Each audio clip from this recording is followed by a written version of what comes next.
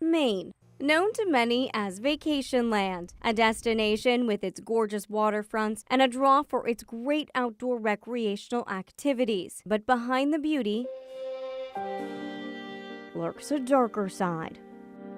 Yes, sex trafficking is happening in Maine. Hope Rising is a housing and treatment facility for survivors of sex trafficking. Director Carrie Nason says it's happening across the state and even right here in Penobscot County. Sometimes it means that people are brought to different parts throughout the state. Sometimes they stay in certain locations, that it isn't just isolated to more urban areas, that this is occurring in rural areas. A 2015 report estimates there are about 200 to 300 victims of sex trafficking in Maine annually. I think it's a fair assessment. This is something that's been going on for a long time. Again, we don't see it frequently here, but with the label of sex trafficking sort of becoming more of a widespread term over the past few years, we have seen a slight increase in reports on it. The 2017 report, Human Trafficking in Maine, states people who commit sex trafficking crimes, quote, frequently prey on the trust and vulnerability of their victims. Sometimes that could be a family that isn't able to meet their needs. They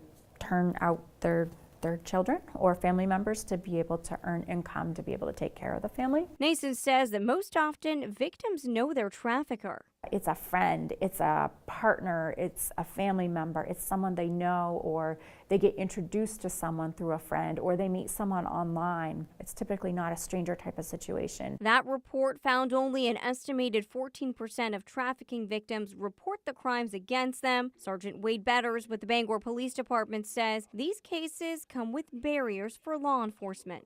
There have been times when we've gotten notification and we've interacted with people that we feel are involved in that activity, but getting them to cooperate has been very, very difficult. And the reason could be multiple factors. For victims who are caught up in trafficking and are being trafficked, it is dangerous to talk to the police.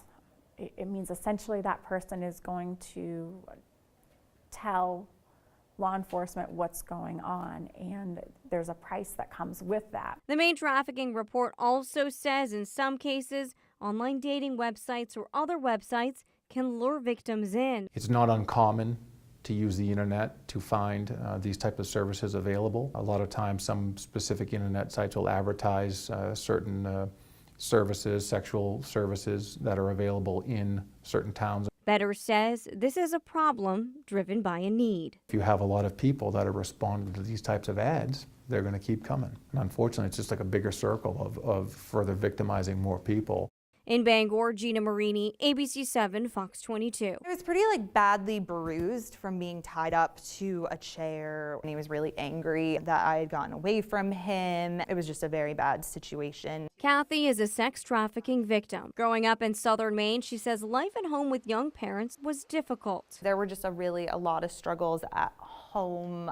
There was a lot of fighting. A report put out in 2015 states often victims are between the ages of 13 and 30. Kathy fit the mold. Moving out at 17 and still in high school, she found herself in a tough situation. There's not really anyone that will rent an apartment to a 17-year-old per se.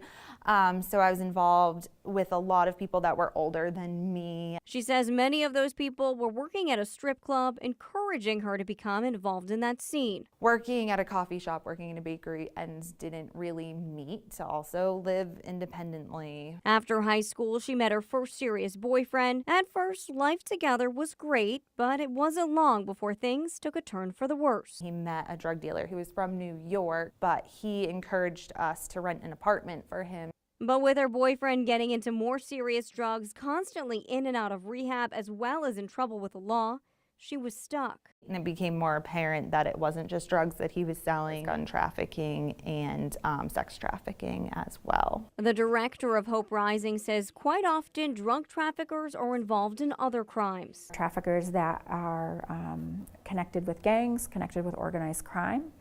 And so this is a branch of their business. According to the 2017 report, Human Trafficking in Maine, sex traffickers take advantage of their victims' addictions as well as their economic situations. I don't have a job, I don't have a way to make money, I don't have a way to take care of myself. What a great way to keep them stuck, to keep them trapped. Like other victims, Kathy says she didn't have a choice. In a lot of ways, I didn't have another option because I didn't really have the support.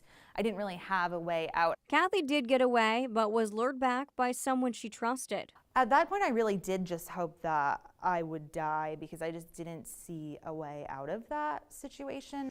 Kathy made it out of the darkness. Her life is looking better, but there are countless others still reaching for that light. In Bangor, Gina Marini, ABC 7, Fox 22.